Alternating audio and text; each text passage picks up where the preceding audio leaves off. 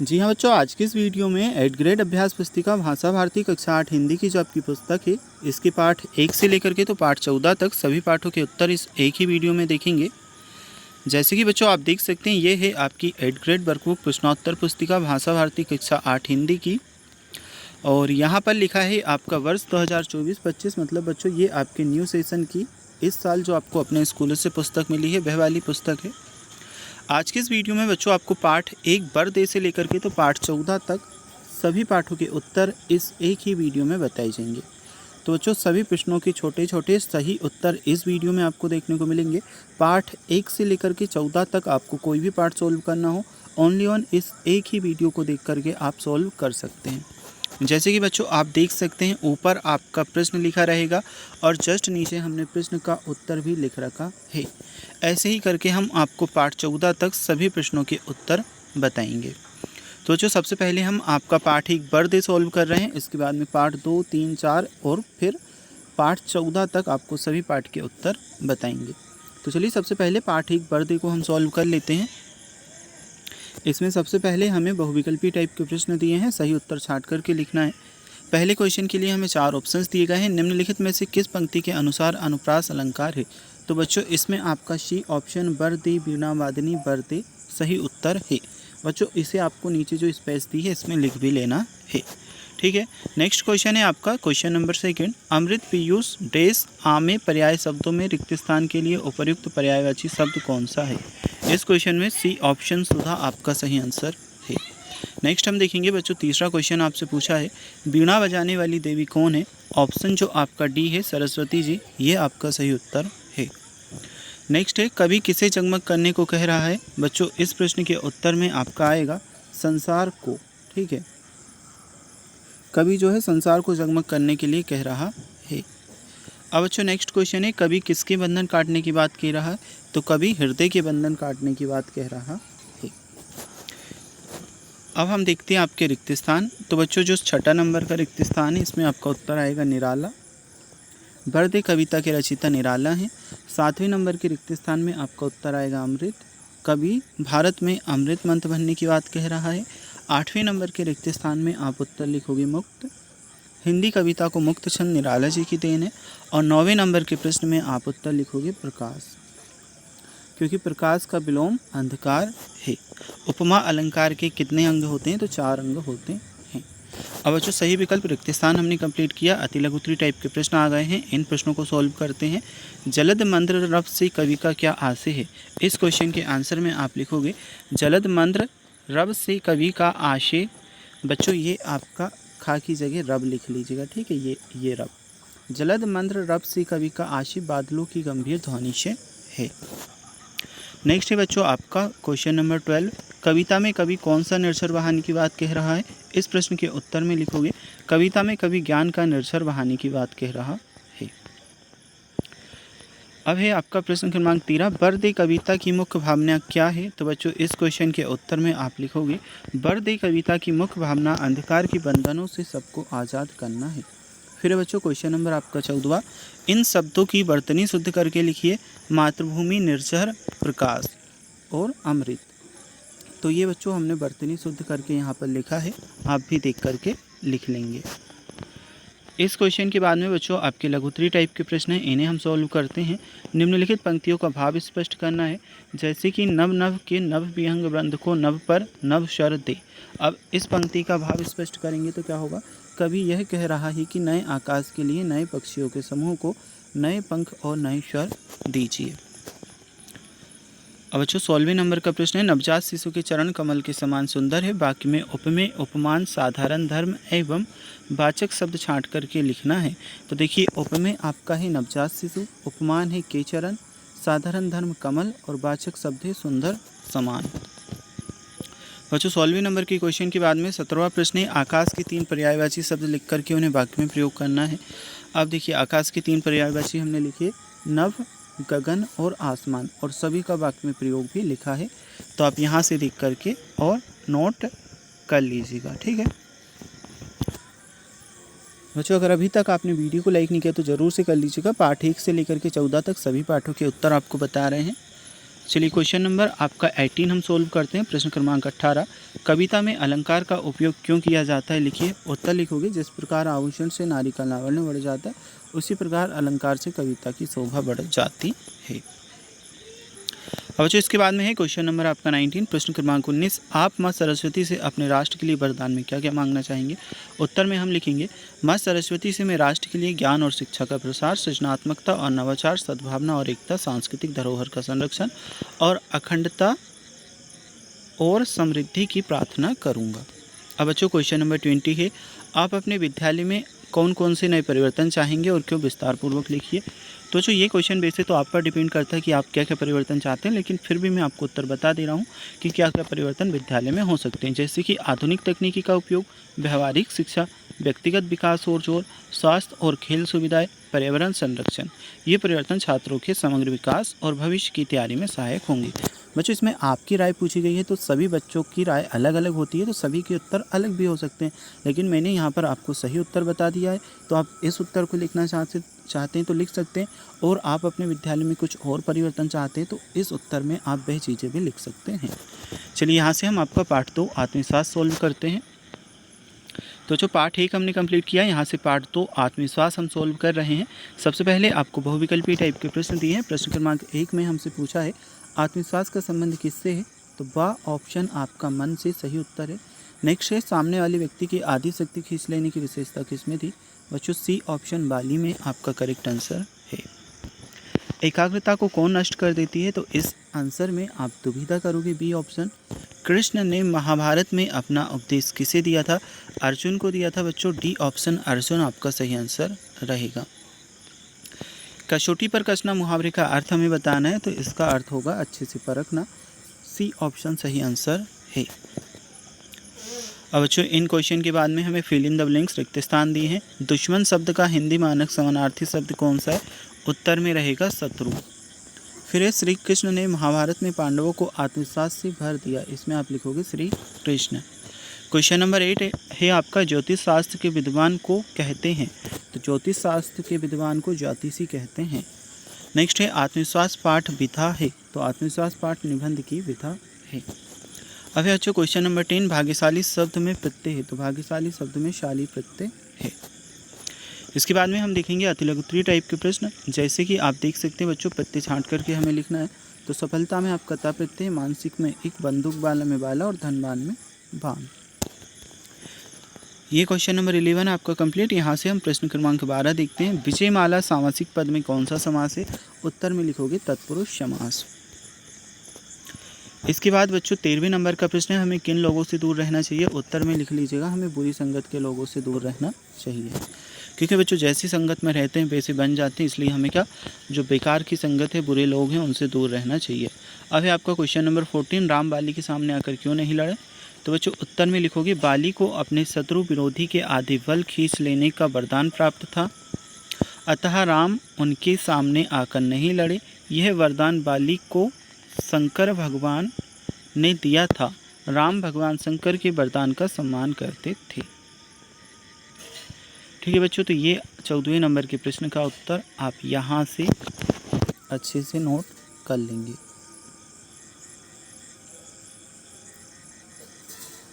और जो 14वें नंबर के प्रश्न के बाद में 15वां प्रश्न हम समझते हैं, विरोधी को हम शक्तिशाली क्यों मान लेते हैं? उत्तर में लिखेंगे, जब कोई विरोधी हमारे सामने आता है तो हम अपनी आत्महीनता से, कायरता से, कुसंस्कार से, आत्मविश्वास की कमी से विरोधी का और अपना बल तोले बिना ही उसे अपने से शक्तिशाली मान लेते हैं।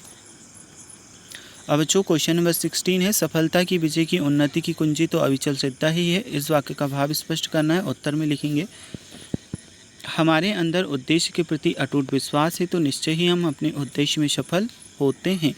किसी भी चुनौती पर विजय प्राप्त करते हैं तथा लगातार उन्नति प्राप्त करते हैं। ऐसे करके बच्चों नीचे तक आपको उत्तर कर लेना है। चलिए इसके बाद में 17वां प्रश्न है, लेखक ने मित्र के गुणों पर प्रकाश डालते हुए बताइए कि हमें इससे क्या शिक्षा लेनी चाहिए।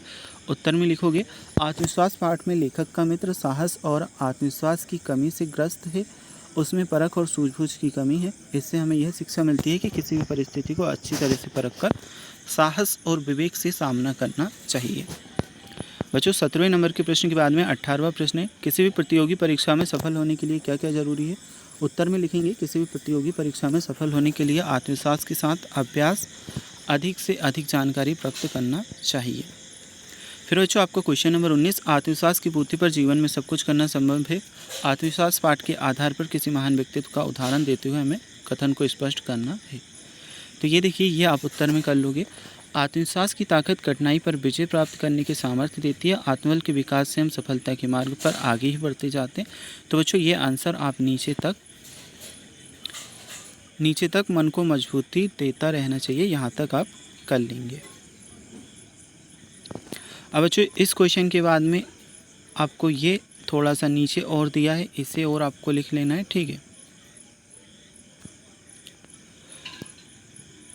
बच्चों। वैसे तो आपकी बुक में स्पेस थोड़ी सी कम दी है, लेकिन हमने छोटे क्वेश्चन करने की कोशिश की है, जितने छोटे क्वेश्चन हो सकते थे उतने लिखने की। अब कुछ क्वेश्चन के आंसर बच्चों बड़े ही हैं, तो आप अपने अकॉर्डिंग लिख लीजिएगा, ठीक है। अगर आपकी बुक में नहीं आता तो जितना आए उतना आप लिख लीजिएगा। चलिए यहाँ से हम पार्ट 3 मध्य प्रदेश की संगीत विरासत को सॉल्व करते हैं। वैसे बच्चों अब सभी पाठों के उत्तर हमने छोटे छोटे ही बताएं, अभी सभी प्रश्नों के उत्तर आपको छोटे ही देखने को मिलेंगे। भारतीय संस्कृति की आत्मा किसे कहा गया है, तो संगीत को कहा गया है, सी ऑप्शन आपका सही उत्तर है। प्रतिदिन शब्द में कौन सा समास है, उत्तर में आप लिखोगे अव्ययीभाव समास, बी ऑप्शन। इसके बाद है भारत रत्न लता मंगेशकर को स्वर कोकिला कहा जाता है क्योंकि वे सुरीली गायिका थी, बी ऑप्शन आपका सही उत्तर है। ध्रुपद गायन के प्रणेता कौन है, तो बच्चों इस क्वेश्चन में आपका उत्तर आएगा राजा मानसिंह तोमर। नेक्स्ट है मालवी गीतों के राग ढंग से गाने वाले गायक कौन है, इसमें आपका सिद्धराम कोमकली भी सही उत्तर है।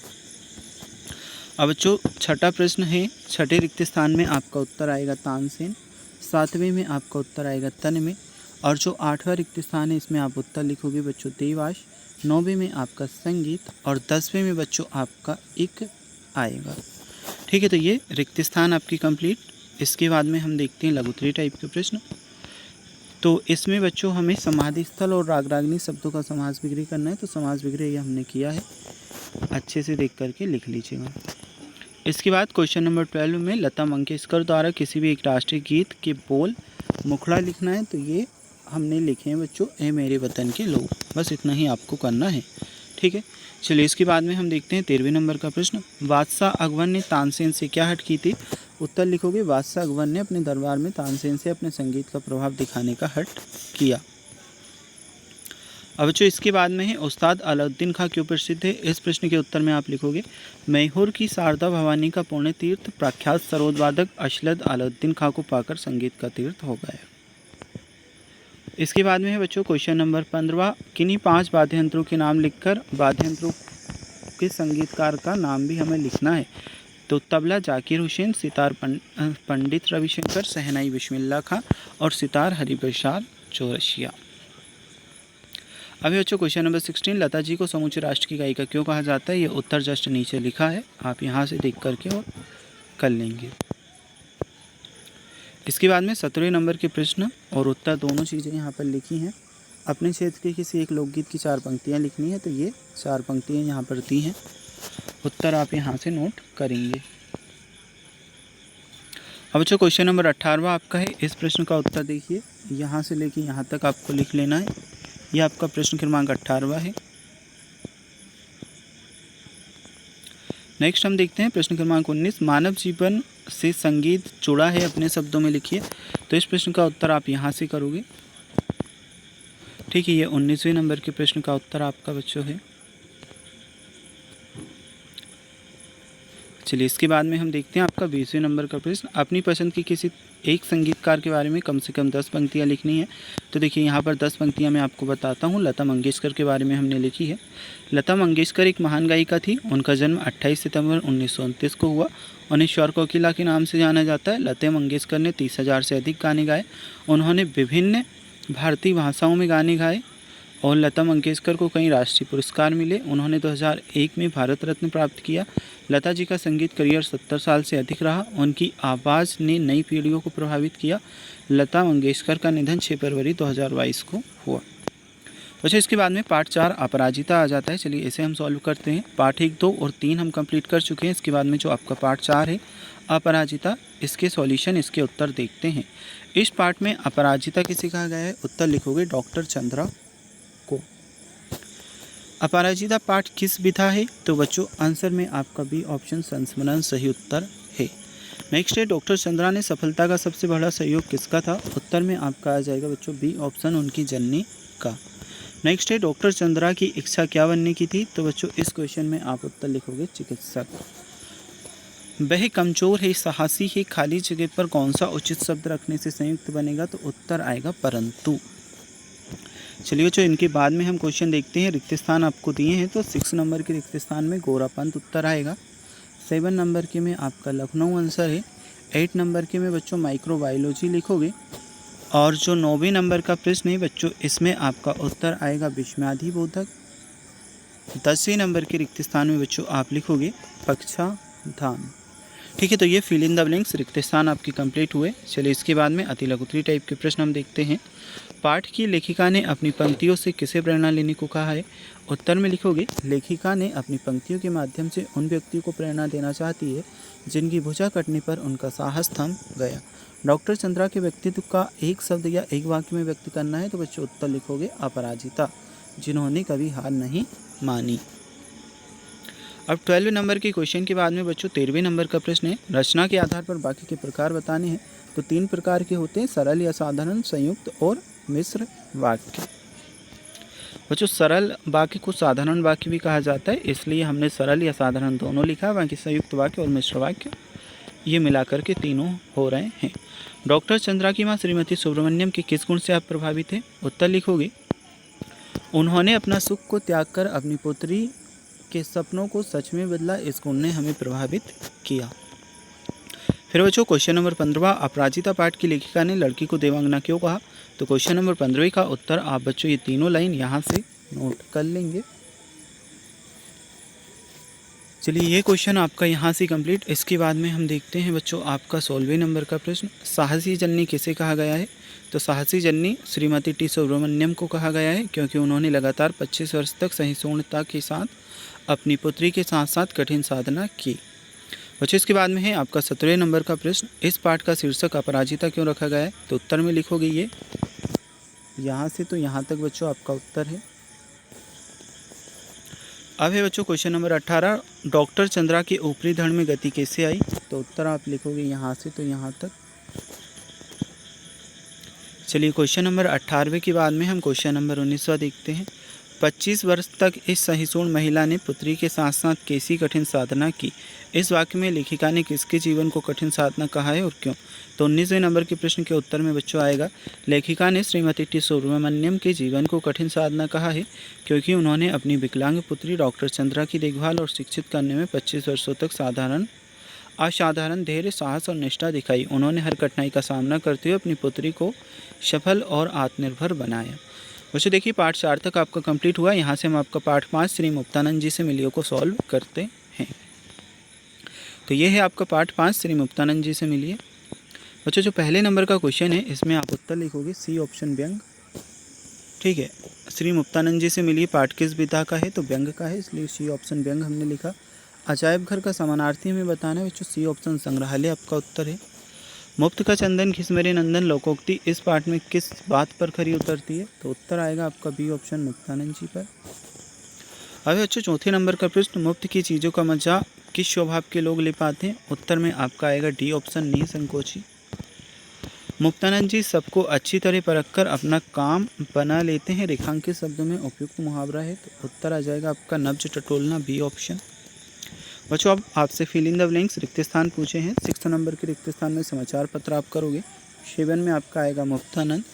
8 वाले में बच्चों आपका आएगा जान पहचान।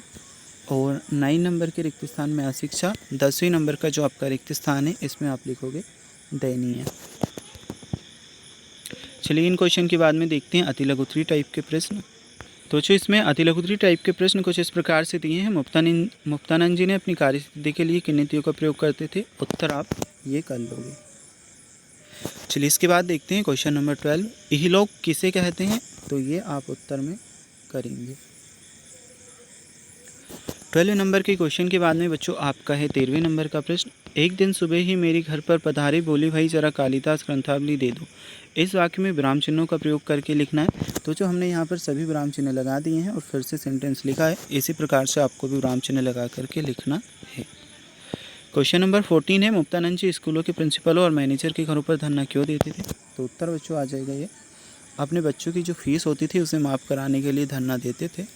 पूरा हमने उत्तर लिखा है, आप भी नोट कर लोगे। अब है अति लघुत्तरी टाइप के प्रश्न। माले मुफ्त दिले बहरम कहावत के 3 उदाहरण देने हैं। यहाँ पर देखिए तीनों उदाहरण दिए हैं, ठीक है। तो 15वें प्रश्न का उत्तर आप यहाँ से लिख लोगे। अब है आपका 16वें नंबर का प्रश्न, समाचार पत्र पढ़ने के क्या लाभ है? तो यहाँ पर एक तो सामाजिक, राजनीतिक, आर्थिक घटनाओं की समझ बढ़ती है और ताज़ा तरीन खबरें मिलती हैं। तो 16 नंबर के प्रश्न का उत्तर ये।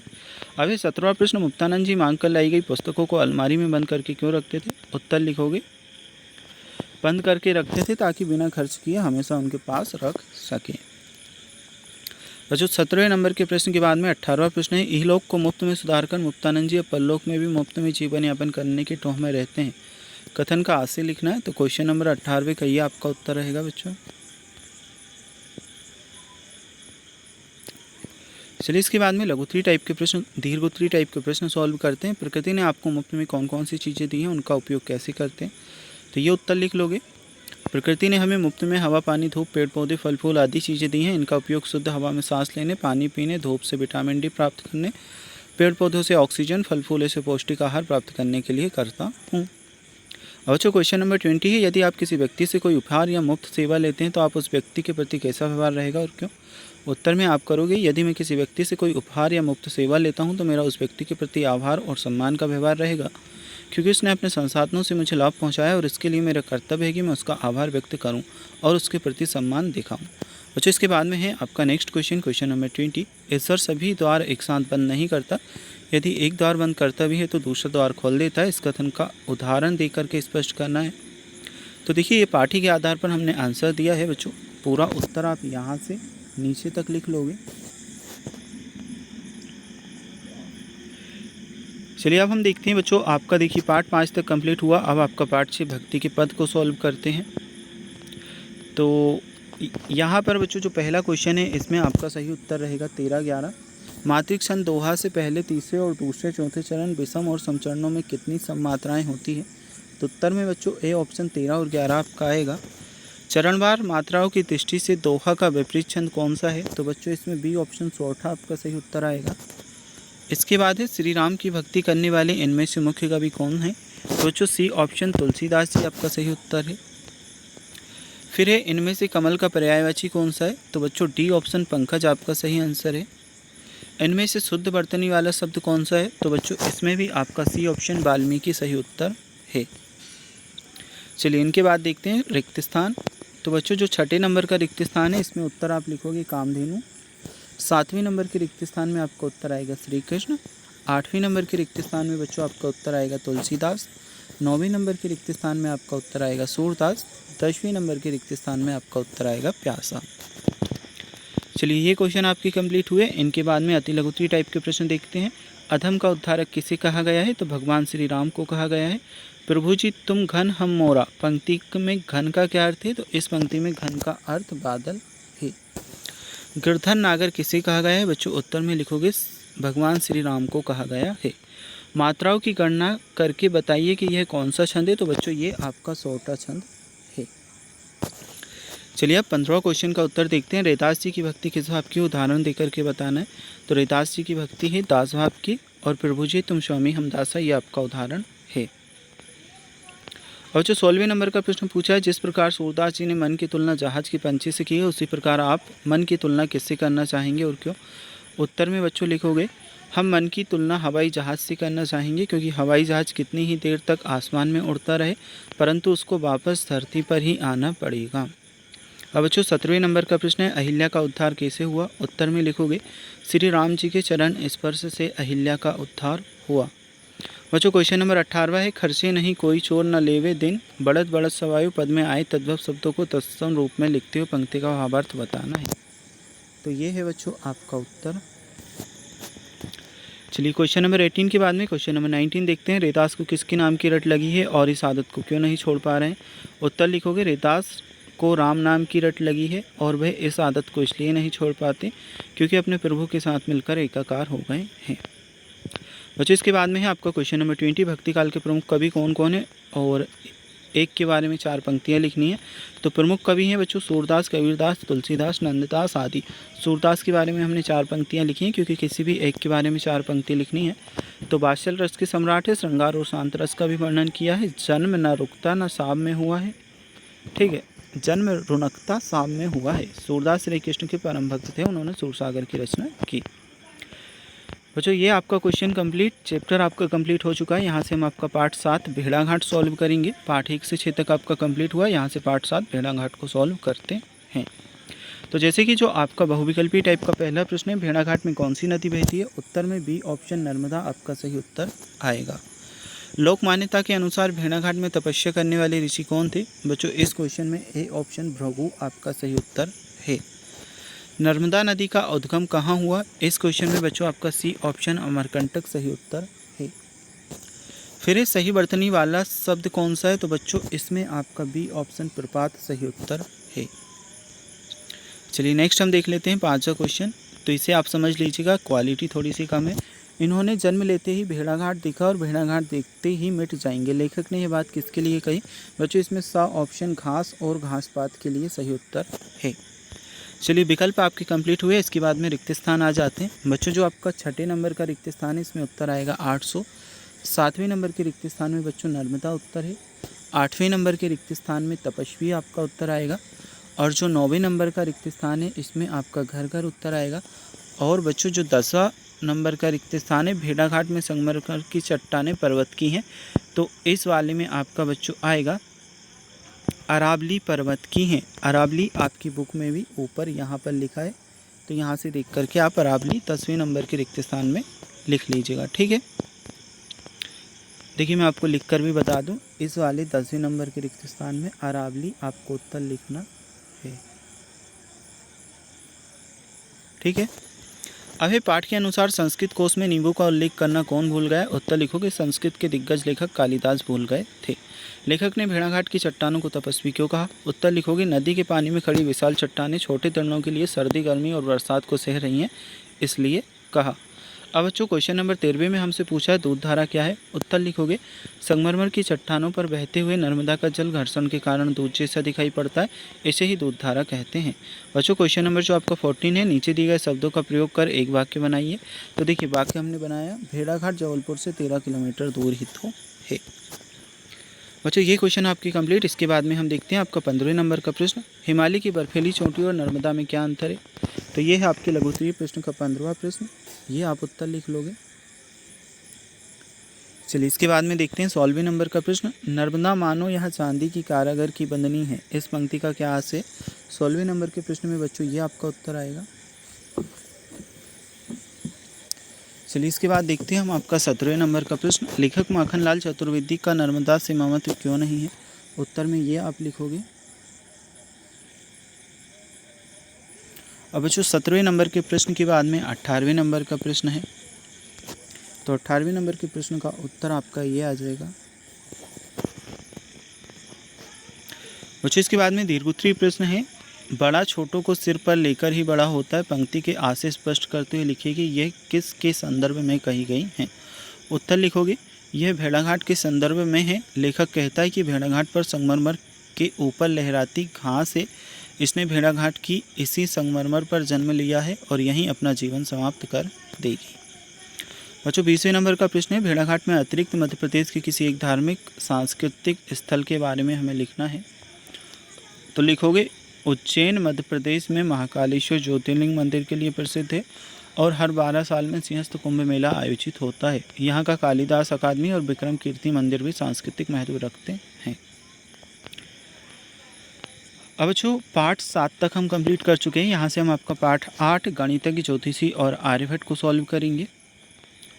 तो प्रश्न क्रमांक 1 में आपसे पूछा है ग्रह नक्षत्रों का प्रेक्षण करने वाला स्थान कहलाता है।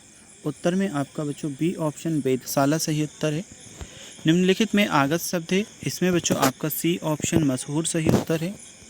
नेक्स्ट है, पृथ्वी अपनी धुरी पर चक्कर लगाती है, यह प्रतिदिन सबसे पहले किसने किया था? इस प्रश्न के उत्तर में बच्चों बी ऑप्शन आर्यभट्ट सही उत्तर है। जन सामान्य में प्रचलित मान्यता को क्या कहते हैं? तो बच्चों इस क्वेश्चन में आपको किंवदंती सी ऑप्शन सही उत्तर है। वैज्ञानिक शब्द में किस प्रत्यय का प्रयोग हुआ है? इसमें आपका बच्चों एक प्रत्यय आएगा। देखिए ऑप्शन में हमें चारों ऑप्शन बच्चों गलत दिए हैं यहाँ पर, क्योंकि वैज्ञानिक में विज्ञान प्लस एक, ठीक है, विज्ञान प्लस एक मिलकर के क्या बनता है? वैज्ञानिक बनता है। लेकिन यहाँ पर हमें एक ऑप्शन नहीं दिया, इसकी जगह पे नालंदा, पाटलिपुत्र, अस्मक, अमरावती ऑप्शन दिए हैं। लेकिन बच्चों सही उत्तर आपका एक ही रहेगा, तो एक ही आपको लिखना है, क्योंकि वैज्ञानिक में आपका एक प्रत्यय है। चलिए इसके बाद हम देखते हैं छठे नंबर का प्रश्न। तो बच्चों छठे नंबर का जो रिक्त स्थान है इसमें पश्चिम और पूर्व आपका उत्तर रहेगा। 7वें नंबर के रिक्त स्थान में हानि आपका उत्तर रहेगा। 8वें नंबर के रिक्त स्थान में मलयालम। 9वें नंबर के रिक्त स्थान में बच्चों आपका गृह नक्षत्र उत्तर है। और 10वें नंबर के रिक्त स्थान में बच्चों आपका सूर्य आंसर है। इसके बाद में 11वें नंबर का प्रश्न बच्चों आप ये लिखोगे, राहु नामक राक्षस उत्तरदायी माना जाता था। ठीक है, अति लघुत्तरीय का 11वां प्रश्न। 12वें नंबर के प्रश्न में बच्चों उद्देश्य लिखोगे सचिन, विधेय लिखोगे क्रिकेट खेलता है। फिर जो आपका 13वें नंबर का प्रश्न है, पाठ में आए सूर्य ग्रहण के उल्लेख के स्थान पर दूसरा उदाहरण किस समकक्ष भौगोलिक घटना का है? तो उत्तर लिखोगे 13वें नंबर के प्रश्न का दूसरा उदाहरण चंद्र ग्रहण की घटना का हो सकता है। 14वें नंबर के प्रश्न को देखते हैं बच्चों, आकाश में स्थित खगोलीय पिंड पूर्व से पश्चिम की ओर जाती क्यों दिखती है? उत्तर में लिखोगे क्योंकि पृथ्वी अपनी धुरी पर पश्चिम से पूर्व की ओर घूमती है। अब बच्चों 15वें नंबर का प्रश्न है, आर्यभट्टीय ग्रंथ के बारे में कैसे पता चला? उत्तर लिखोगे, महाराष्ट्र के विद्वान डॉक्टर भाऊ दादाजी ने सन 1964 में आर्यभट्टीय की ताड़पत्र पोथियाँ खोजी। 15वें नंबर के प्रश्न के बाद में बच्चों 16वें नंबर का प्रश्न का उत्तर आप यहाँ से कर लोगे। 16वें के बाद में बच्चों 17वें नंबर का जो प्रश्न है इसका उत्तर आप यहाँ से कर लोगे। 18वें नंबर के प्रश्न को हम देखते हैं, तो 18वें नंबर के प्रश्न का उत्तर ये रहेगा। बच्चों इसके बाद में 19वें प्रश्न हमसे पूछा, आर्यभट्ट के वैज्ञानिक योगदान के बारे में अपने विचार लिखिए। तो 19वें नंबर के प्रश्न का उत्तर आप यहाँ से लिख लोगे।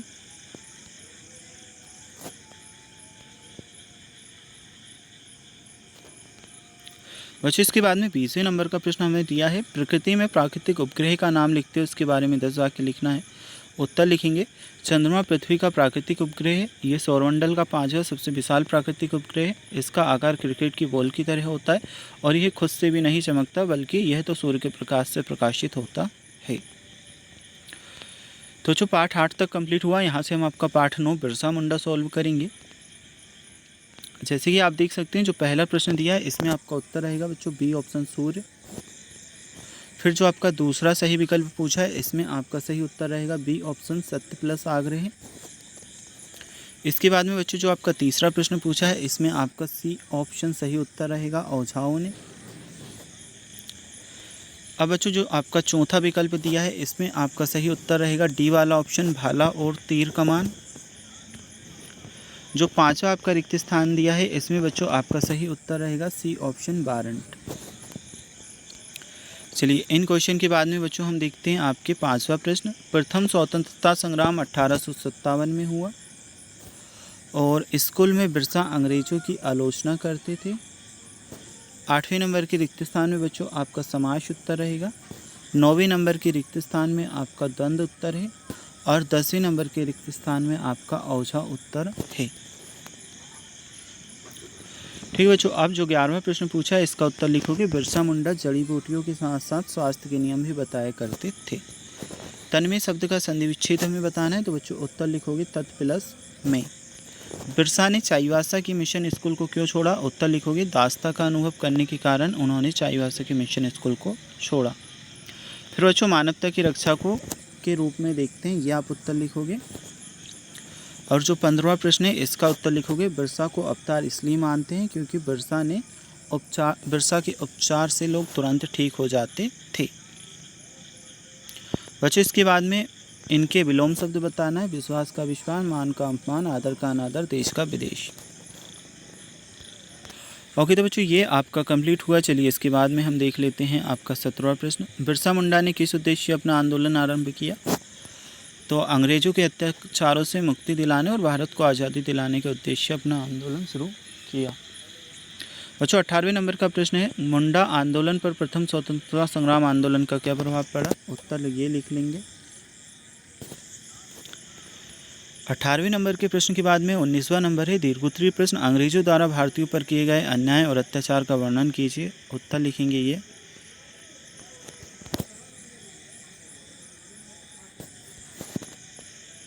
अब बच्चों 19वें नंबर के प्रश्न के बाद में 20वां प्रश्न है, बिरसा मुंडा के तात्कालिक समाज परिवेश का वर्णन कीजिए। उत्तर में लिखोगे, बचपन में बिरसा मुंडा एक सामान्य बालक ही थे। वह खेती के कार्यों में पिता का सहयोग करते थे। जब उन्हें दासता का अनुभव हुआ तब वे पीड़ित लोगों की सेवा करने लगे और आदिवासियों ने अवतारी मानते थे। अब बच्चों पार्ट 9 आपका कंप्लीट। यहाँ से पार्ट 10 आपका आ जाता है, प्राण जाए पर पक्ष न जाए। चलिए इसे हम सॉल्व करते हैं। तो जो आपका पहला क्वेश्चन है इसमें आप उत्तर लिखोगे 29-29। अब बच्चों जो दूसरा आपका है, बिश्नोई समाज द्वारा किस लिए आंदोलन किया गया? तो बी ऑप्शन वृक्षों के लिए आपका सही उत्तर है। नेक्स्ट है, वृक्षों की कटाई का सबसे अधिक दुष्परिणाम किस पर होगा? बच्चों इसमें आपका सी ऑप्शन पर्यावरण पर सही उत्तर है। रक्षक का विलोम शब्द हमें बताना है। बच्चों बी ऑप्शन भक्षक आपका सही आंसर है। नेक्स्ट है, चिपको आंदोलन से संबंधित है। तो बच्चों इसमें आपका बी ऑप्शन अमृता देवी सही उत्तर आएगा। चलिए इनके बाद देखते हैं 6ठे नंबर का रिक्त स्थान। इसमें आप उत्तर लिखोगे झंबेश्वर। 7वें में आपका हिरनो। 8वें रिक्त स्थान में वृक्षो। और बच्चों जो आपका 9वां रिक्त स्थान है इसमें आएगा उत। 10वें रिक्त स्थान में आज्ञा का पालन। बच्चों अति लघुत्तरीय टाइप के प्रश्न दिए हैं। बिश्नोई समाज का इतिहास किस बात से भरा पड़ा है? उत्तर में लिखोगे, बिश्नोई समाज का इतिहास वृक्षों और वन्य जीवों की रक्षा की अनेक घटनाओं से भरा पड़ा है। किस प्राणी की रक्षा करते हुए अनेक बिश्नोई शिकारियों के हाथों शहीद हुए? तो हिरणों की रक्षा करते हुए अनेक बिश्नोई शिकारियों के हाथों शहीद हुए। बच्चों 12वें नंबर के क्वेश्चन के बाद में 13 नंबर का प्रश्न है, हमें पेड़ों की ज़रूरत है, पेड़ों को हमारी ज़रूरत नहीं, क्यों? उत्तर में लिखेंगे ये, क्योंकि वातावरण में बढ़ते प्रदूषण से बचने के लिए हमें पेड़ों की आवश्यकता है, जबकि पेड़ों का अस्तित्व हमारे बिना संभव है। प्राण जाए पर वृक्ष न जाए पाठ से क्या प्रेरणा मिलती है? उत्तर लिखोगे, इस पाठ से हमें वृक्षों की रक्षा के लिए अपने जीवन का बलिदान देने की प्रेरणा मिलती है। अभी बच्चों लघुत्तरीय टाइप का प्रश्न, आप अपने विद्यालय में या आसपास के पेड़ पौधों की रक्षा किस प्रकार करेंगे? उत्तर लिखना है यहाँ से यहाँ तक। चलिए बच्चों 15वें नंबर के प्रश्न के बाद में 16वां नंबर का प्रश्न देखते हैं। तो ये 16वें नंबर के प्रश्न का उत्तर रहेगा। प्रश्न आप यहाँ से देख लीजिएगा, ठीक है। इसके बाद में 17वां प्रश्न आ जाता है, शहीद अमृता देवी बिश्नोई पुरस्कार के बारे में बताइए। लिखोगे, शहीद अमृता देवी बिश्नोई पुरस्कार राष्ट्रीय पर्यावरण पुरस्कार है जो वन संवर्धन और वन्य प्राणियों की रक्षा में उत्कृष्ट कार्य करने के लिए दिया जाता है। इसमें 1 लाख रुपये नगद प्रदान किए जाते हैं। बच्चों ये है आपका 18वां प्रश्न, अपने आसपास के किसी ऐसे व्यक्ति संस्था के बारे में उल्लेख कीजिए जो पर्यावरण रक्षा में अपना योगदान दिया हो। तो 18वें नंबर के प्रश्न के उत्तर में आप ये लिख लेंगे।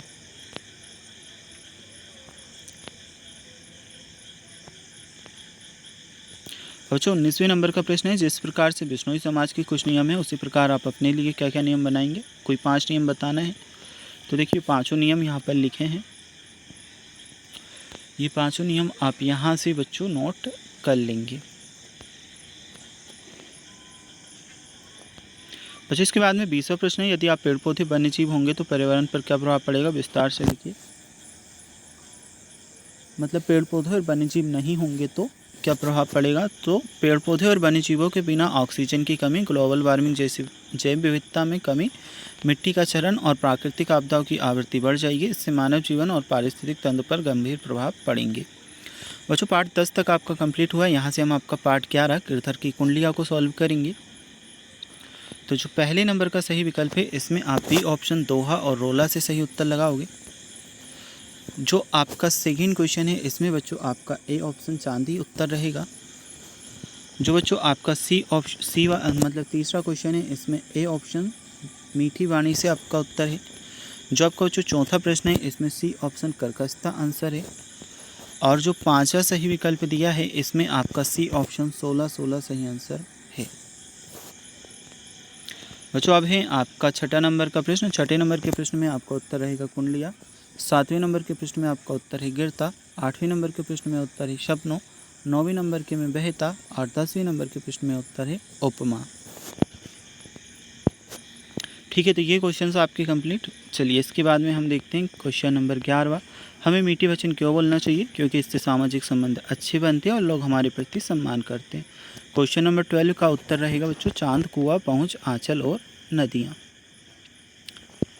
अब क्वेश्चन नंबर 13 के उत्तर में लिखोगे गुण के गाहक साहस पर नरपंक्ति का क्या आशय है? तो ये 13वें नंबर के प्रश्न का उत्तर पूरा आपको नोट कर लेना है।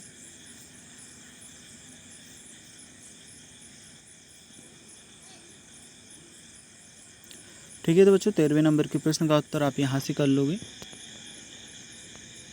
14वें नंबर का प्रश्न पूछा है कोयल और कोए का अंतर कैसे पता चलता है? उत्तर लिखोगे कोयल और कोए का अंतर उनकी वाणी से पता चलता है, क्योंकि कोयल की जो वाणी होती है मधुर होती है और कोए की वाणी कर्कश होती है। बच्चों अब है लघुत्री टाइप का प्रश्न, कोयल की प्रशंसा क्यों की जाती है? उत्तर लिखोगे कोयल की प्रशंसा उसकी मधुर आवाज़ के कारण की जाती है, उसकी बोली मन को भाती है और वह बसंत ऋतु का संदेशवाहक मानी जाती है। अब बच्चों आपका 16वें नंबर का प्रश्न है कुंडलीय छंद की विशेषता बताना है, तो ये आप उत्तर लिखोगे। बच्चों इसके बाद में 17वें प्रश्न का उत्तर आपको अचानक बहुत सारा धन मिल जाए तो आप कैसा व्यवहार करेंगे? तो ये आप उत्तर में करोगे। इसके बाद में बच्चों 18वां प्रश्न है आप ऐसी कौन सी बात को भूलना चाहेंगे जो आपको अच्छी नहीं लगी हो? तो ये आप उत्तर लिख लोगे। अब बच्चों 18वें नंबर के प्रश्न के बाद में 19वां प्रश्न है गिरधर की कुंडलियाँ लोक व्यवहार में कितनी उपयोगी हैं? उत्तर में लिखोगे गिरधर की कुंडलियाँ लोक व्यवहार में बहुत उपयोगी हैं, क्योंकि इनमें व्यवहारिक ज्ञान और नैतिक शिक्षा भरी हुई हैं और हमें सही जीवन जीने की प्रेरणा देती है, समाज में बेहतर संबंध स्थापित करने में मदद करती है। बच्चों क्वेश्चन नंबर 20 समझते हैं आप अपने जीवन में किस व्यक्ति से प्रभावित हुए हैं, उनके गुणों के बारे में विस्तार से लिखिए। उत्तर लिखेंगे अगर आप किसी और व्यक्ति से प्रभावित हुए हैं तो उसके बारे में लिख सकते हैं। मैंने यहाँ पर लिखा है मैं अपने जीवन में अपने दादाजी से प्रभावित हूँ। वे अत्यंत अनुशासित और ईमानदार थे। उन्होंने हमें सिखाया कि जीवन में मेहनत और सच्चाई कितनी महत्वपूर्ण है। उनकी दया और करुणा ने हमें दूसरों की मदद करने की प्रेरणा दी। उनके सकारात्मक दृष्टिकोण और कठिनाइयों में धैर्य हमेशा संघर्ष करने का हौसला दिया। बच्चों यहाँ से आपका पाठ 12 याचक और दाता आ जाता है। चलिए इसे हम सॉल्व करते हैं। तो पहले नंबर का जो क्वेश्चन है बच्चों इसमें आपका सी ऑप्शन वृद्धा उत्तर रहेगा। दूसरे नंबर के प्रश्न में बच्चों आपका बी वाला ऑप्शन सेट सी आपका उत्तर है। इसके बाद में जो तीसरा प्रश्न है इसमें बच्चों आपका सी ऑप्शन वृद्धा माँ को ना देखकर सही उत्तर है। फिर जो आपका 8वें नंबर का प्रश्न है इसमें बच्चों आप चौथे नंबर का प्रश्न है इसमें आपको डी ऑप्शन ममता उत्तर है। जो 5वें नंबर का बच्चों आपका प्रश्न है इसमें आपका ममता उत्तर है। इसके बाद में देखिए बच्चों 6ठे नंबर के रिक्त स्थान में रविंद्रनाथ ठाकुर आपका उत्तर रहेगा। 7वें नंबर के में नीरू। 8वें नंबर के रिक्त स्थान में औषधि आपका उत्तर है। 9वें नंबर के रिक्त स्थान में याचक और 10वें नंबर के रिक्त स्थान में तो बच्चों 10वें नंबर के रिक्त देखिए यहाँ पर 2 बार याचक लिखा गया है। मैं इस प्रश्न का सही उत्तर आपको बताता हूँ। सेठ जी बनारसी दास अपने बेटी के लिए वृद्धा माँ के आगे याचक बनकर खड़े हुए, तो ये तो आपका सही है। प्राणों की लाली पड़ना बनकर खड़े थे। तो बच्चों ये प्रश्न में हमसे 2 बार बनकर खड़े थे पूछा गया है, इसलिए हमने दोनों बार याचक लिख दिया है। ठीक है, जो कि प्राणों के लाले पड़ना इसमें आपका क्या आएगा कहावत है। ठीक है, कहावत या मुहावरा। ठीक है बच्चों, कहावत या मुहावरा है, तो यहाँ पर आपको लिख लेना है क्या है कहावत है। ठीक है, चलिए इसके बाद देखते हैं क्वेश्चन नंबर 11वां। मेरा बच्चा बहुत बीमार है वाक्य में उद्धरण चिन्ह लगाकर फिर से लिखना है। तो मेरा बच्चा बहुत बीमार है ये लिखोगे। वृद्धा माँ पैसों की बचत क्यों करने लगी थी? उत्तर आप देख करके कर लीजिएगा। वृद्धा माँ को किस बात की आशंका थी? उत्तर लिखोगे वृद्धा माँ को अपने जमा किए पैसे चोरी हो जाने की आशंका थी। नेक्स्ट बच्चों आपका 14वां प्रश्न है मोहन सेठ जी का पुत्र है, इस बात का कैसे पता चला? उत्तर में आप ये लिख लेंगे। चलिए अब देखते हैं आपका क्वेश्चन नंबर 15 लघुत्री टाइप का प्रश्न। सेठ जी के हाथ पांव फूलने लगे वाक्य में रेखांकित वाक्यांश का अर्थ बताना है। तो हाथ पांव फूलने लगे का अर्थ यहाँ से यहाँ तक आप लिख लोगे। अब बच्चों 15वें नंबर के प्रश्न के बाद में 16वां प्रश्न देखते हैं। इन शब्दों की वर्तनी शब्द करके लिखना है। जिजीविषा वात्सल्य दर्शनार्थी और सहानुभूति, यहाँ से यहाँ तक आप उत्तर करेंगे। अब बच्चों ये है क्वेश्चन नंबर 17वां, तो इसके उत्तर में आपका होगा यहाँ से तो यहाँ तक आंसर। क्वेश्चन नंबर 18 है, बच्चे के मिलने के बाद वृद्धा माँ के जीवन में क्या परिवर्तन आ गया था। उत्तर में बच्चों यहाँ से यहाँ तक होगा। चलिए 18वें नंबर के प्रश्न के बाद में समझते हैं 19वें नंबर का प्रश्न। लघु दीर्घोत्तरी टाइप का प्रश्न है। सेठ जी की पहचान देवभक्त और धर्मात्मा के रूप में थी। आप इस बात से सहमत हैं या नहीं, कारण सहित विचार लिखना है। तो उत्तर लिखेंगे, मैं सहमत नहीं हूँ, क्योंकि सेठ जी सिर्फ बाहरी दिखावे के लिए खुद को धर्मात्मा बताया, लेकिन जब वृद्धा ने मदद मांगी तो उन्होंने उसे ठुकरा दिया, जो उनकी असली प्रवृत्ति को दर्शाता है। बच्चों क्वेश्चन नंबर 20 है, वृद्धा माँ के आंसुओं और फूलों को मकरंद और ममता की गंध थी। इस कथन का आशय स्पष्ट करना है। लिखोगे, इस कथन का आशय कि वृद्धा माँ के आंसुओं में उसकी ममता और प्रेम की महक थी। उसने अपने संतान समान बच्चे के लिए जो त्याग और सेवा की थी, उसका परिणाम इन आंसुओं में झलक रहा था। उसके आंसू केवल न दुख के नहीं थे, बल्कि उनके निस्वार्थ ममता और उस बच्चे के प्रति उनके गहरे प्रेम का प्रतीक था। यह आंसू उसकी सच्ची मानवता और उसके महान त्याग का प्रतीक है। बच्चों यहाँ से पाठ 13 आपका आ जाता है। पाठ का नाम है ना यह समझो कि हिंदुस्तान की तलवार सोई है। तो चलिए इसे हम सॉल्व करते हैं। तो बच्चों जो आपका पहला क्वेश्चन है, इसमें आपका उत्तर आएगा विरासत। दूसरे नंबर का जो आपका विकल्प है, इसमें आप उत्तर लिख लीजिएगा उत्साह। जो बच्चों आपका तीसरा क्वेश्चन है, इसमें आपका उत्तर आएगा सम्राट विक्रमादित्य ने। ठीक है, तो बी ऑप्शन सम्राट विक्रमादित्य ने आपका उत्तर है। ना यह समझो कि हिंदुस्तान की तलवार सोई है कविता का मूल भाव है। इसमें आपका देश प्रेम आ ऑप्शन बच्चों सही उत्तर है। इनमें से शुद्ध वर्तनी वाला शब्द है, तो उत्तर आएगा बच्चों आपका ए ऑप्शन श्रृंगार। ठीक है, अब छठे नंबर के प्रश्न के रिक्त स्थान में बच्चों आप तुकांत उत्तर लिखोगे। 7वें में आपका उत्तर आएगा पुरु, 8वें में आपका उत्तर आएगा तलवार, 9वें रिक्त स्थान में अंतिम उत्तर है और 10वें में आपका रौद्र आंसर है। अभी बच्चों 11वां प्रश्न। 11वें प्रश्न के उत्तर में लिखोगे, हमने संसार को शांति और अहिंसा का संदेश दिया है।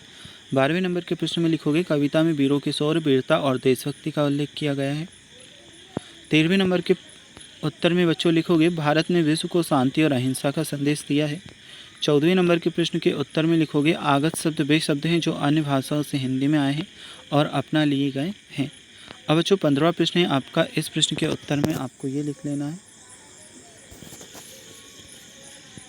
चलिए 15वें नंबर के क्वेश्चन के बाद बच्चों हम देखेंगे 16वें नंबर का प्रश्न।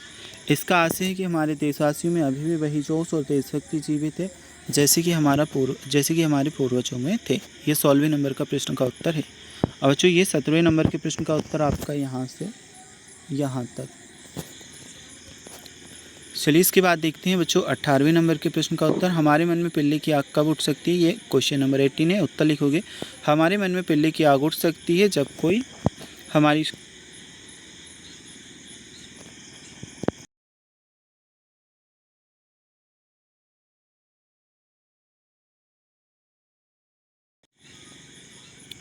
तो जो इस वाले क्वेश्चन में आप उत्तर लिखोगे, अपने देश की रक्षा के लिए हर संभव प्रयास करेंगे। बच्चों कॉल वगैरह आ गया था, इसे आप छोड़िएगा ज़रा और इधर ध्यान दीजिएगा। हमारे देश पर यदि कोई देश आक्रमण करे तो ऐसी स्थिति में हमारा कर्तव्य क्या होगा। उत्तर लिखोगे, यदि हमारे देश पर आक्रमण होता है तो हमारा कर्तव्य होगा कि हम देश की रक्षा के लिए एकजुट होकर संघर्ष करें और अपने देश की स्वाभिमान और स्वतंत्रता की रक्षा के लिए प्राणों की आहुति देने से भी पीछे नहीं हटना चाहिए। तो बच्चों ये क्वेश्चन आपका कंप्लीट। क्वेश्चन नंबर 20 देखते हैं। दिया है शांति का संदेश, लाचार सोइए। पद का आशय लिखना है। उत्तर लिखोगे, इस पद का आशय है कि भारत ने हमेशा शांति और अहिंसा का संदेश दिया, लेकिन इसका मतलब यह नहीं कि हम अपनी ताकत और स्वाभिमान का बलिदान करेंगे। अन्याय या अपमान को सहन नहीं किया जाएगा और ज़रूरत पड़ने पर हम विरोध के लिए खड़े होंगे। बच्चों यहाँ से पाठ 14 नव संवत्सर आ जाता है। चलिए इससे हम सॉल्व करते हैं। पाठ 1 से 13 तक हमने कंप्लीट किया। यहाँ से पाठ 14 हम सॉल्व कर रहे हैं। पहले नंबर के प्रश्न के उत्तर में आपका अंधेरा उत्तर आएगा, ए ऑप्शन। दूसरे नंबर के विकल्प में बच्चों आपका बी ऑप्शन 2080 से 2081 सही उत्तर है। तीसरे नंबर के प्रश्न के उत्तर में बच्चों आपका ए ऑप्शन दशहरा सही उत्तर है। चौथे नंबर के प्रश्न के उत्तर में बच्चों आपका बी ऑप्शन सांप्रदायिक सही उत्तर है। पाँचवें नंबर के प्रश्न के उत्तर में बच्चों आपका सी ऑप्शन 354 सही उत्तर है। इसके बाद में है बच्चों नेक्स्ट क्वेश्चन। छठे नंबर के रिक्त स्थान में आप उत्तर लिखोगे ब्रह्मा, 7वें नंबर के में 57, 8वें नंबर के में आपका उत्तर आएगा सर्व और 9वें नंबर के रिक्त स्थान में बच्चों आपका उत्तर आएगा अमावस्या। 10वें नंबर के रिक्त स्थान में आपका उत्तर आएगा चैत्र। नव संवत्सर का अर्थ बताना है। उत्तर लिखोगे बच्चों, नव संवत्सर से तात्पर्य नए संवत्सर से है। इन शब्दों में नि उपसर्ग लगाकर नए शब्द बनाना है, तो निश्चल, निष्कपट, निष्फल आपका उत्तर है। ग्रीष्म ऋतु के भारतीय महीनों के नाम लिखना है तो चैत्र, वैशाख, ज्येष्ठ और आषाढ़ उत्तर आएगा। भारत का राष्ट्रीय पंचांग कौन सा है तो शक पंचांग। ठीक है, अभी आप किन किन अवसरों पर पताकाएँ फहराते हैं और क्यों फहराते हैं, उत्तर लिखोगे। किसी नए कार्य के अवसर पर रंगीन पताकाएँ फहराई जाती है, उत्सव मनाने पर भी पताकाएँ फहराते हैं।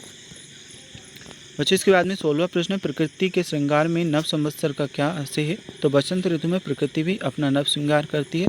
ऋतु परिवर्तन के अवसर पर हमारे देश में नव संवत्सर मनाने की परंपरा है।